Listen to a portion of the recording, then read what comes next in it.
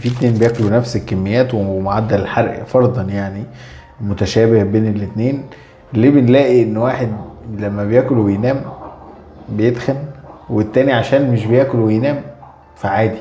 ايه علاقة الاكل وانام بالتخن؟ لا هو بص، مفيش علاقه بين الاكل والنوم، يعني الناس فاهمه كده غلط. لكن في علاقه بين النوم الصحي والنوم الغير صحي. ركز. وجعلنا الليل لباسا وجعلنا النهار معاشا، مش قصده ان انت نايم بالليل وان الصبح رايح تشتغل فيه، لا خالص. لو الناس فهمت مدلول الايه اللي احنا لما خدناه بعد كده في الطب علشان نشوف الايه دي عايزه ايه مننا بالظبط، فهمنا حاجات تانية خالص. ان في هرمونات لا تفرز الا بالليل.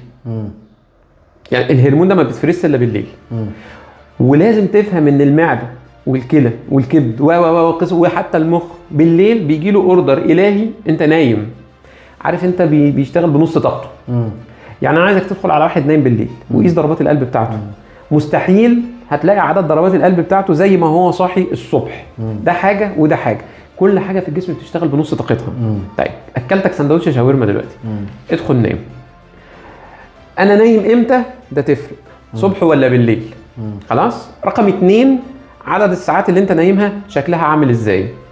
لو انت نايم بالليل، هرمونات التي تفرز بالليل زي هرمون النمو وهرمون الانوثه وهرمونات كتير منها هرمون الانسولين والقصص دي يظبط لك جسمك. لو كلت ونمت الصبح انسى، مفيش حاجه اصلا، ولا بتتهضم ولا بتروح ولا اي حاجه. هتلاقي الدنيا باظت اكتر.